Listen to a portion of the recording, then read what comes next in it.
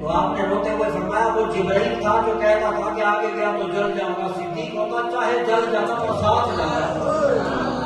فرمایا میں وہ سوال کرتے تھے، میں مسجد اقصی کو دیکھ کر گن کے بتاتا جاتا تھا کہ اتنی کھڑکیاں ہیں، اتنے دروازے ہیں، یہ سارا سلسلہ ہے، یہ سارا۔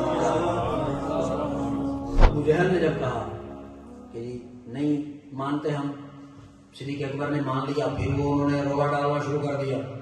اب صدیق اکبر تمام باقی صحابہ بھی، اچھا یہاں یہ بھی تاریخ میں یہ بات موجود ہے کہ آپ دیکھیں کریم آقا علیہ السلام کے اس حکم پر جب آپ نے فرمایا نا کہ میں ایک رات میں گیا ہوں تو کئی مسلمان مرتد ہو گئے تھے، کلمہ پڑھنے والے۔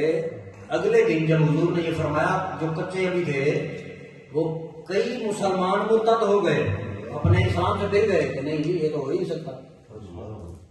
صدیق اکبر رضی اللہ تعالیٰ عنہ آپ کا عشق چیک کریں، انہوں نے کہا سونا سب دسوں کی میں گیا ہوئے، حضور فرمانے لگے صحیح تھا نا جنہوں نے مسجد ہوئی تھی ممبر کے جلوہ کرتی ہو۔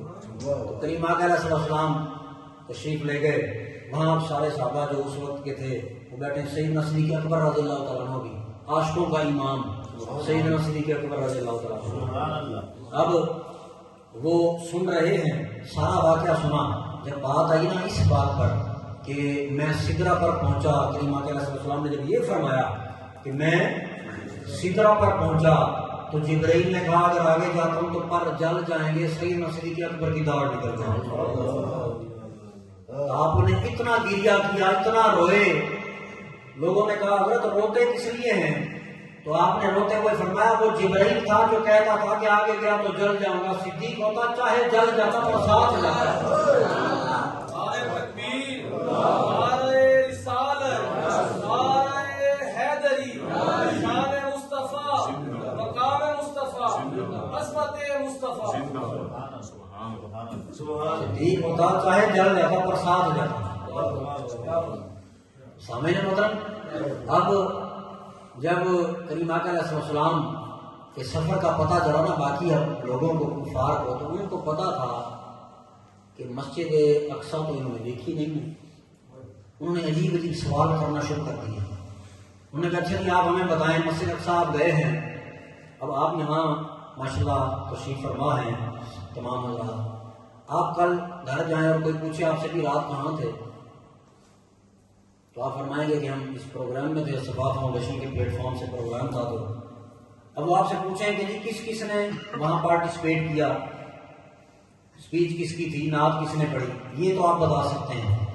لیکن کوئی آپ سے یہ پوچھے کہ وہاں بلب کتنے لگے ہوئے تھے، وہاں کھڑکیاں کتنی تھیں، وہاں دروازے کتنے تھے، تو یہ بتا سکتے ہیں آپ؟ کیونکہ اس طرف تو توجہ ہی نہیں جاتی۔ اب انہوں نے ایسے سوال کرنا شروع کر دیے کہ جی اچھا کہ ہمیں بتائیں مسجد اقصی کے دروازے کتنے ہیں، مسجد اقصی کی کھڑکیاں کتنی ہیں۔ تو کریم آقا علیہ السلام فرماتے ہیں کہ میں تھوڑا سا وہ سارا سلسلہ ہوا، لیکن جب انہوں نے بات کی نا تو میرے اللہ نے میرے سامنے مسجد اقصی کو ایسے رکھ دیا جیسے میرے سچا مطالب لگا۔